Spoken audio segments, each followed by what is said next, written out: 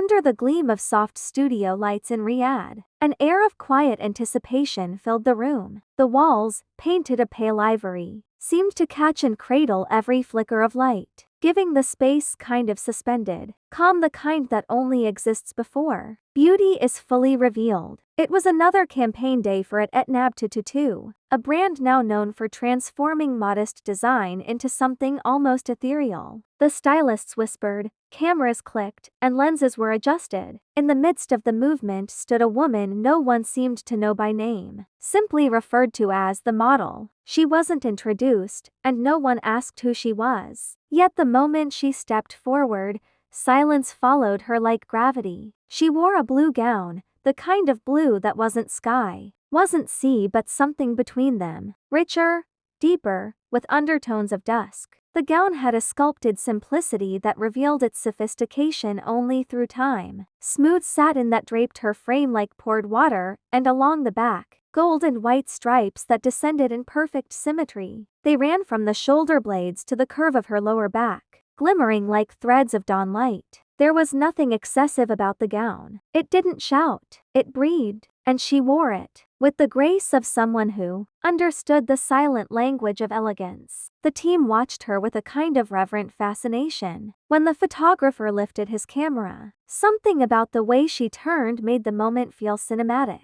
The light found her immediately, tracing the delicate arc of her shoulders, sliding down the stripes, outlining the gentle curve of her back. The gown held its form, but she gave it soul. The first shot came with a quiet click, then another. No one gave her direction. She didn't need it. Her movement was deliberate but natural, a subtle turn of the neck, a careful placement of her hand along her hip, a glance over her shoulder that seemed to dissolve the air between herself and the lens. The gold and white stripes along her back shimmered softly under the lighting grid, almost like living paint, accenting the lines of her figure without revealing too much. Perfect, the photographer murmured, lowering his camera for a moment. Don't move. And she didn't.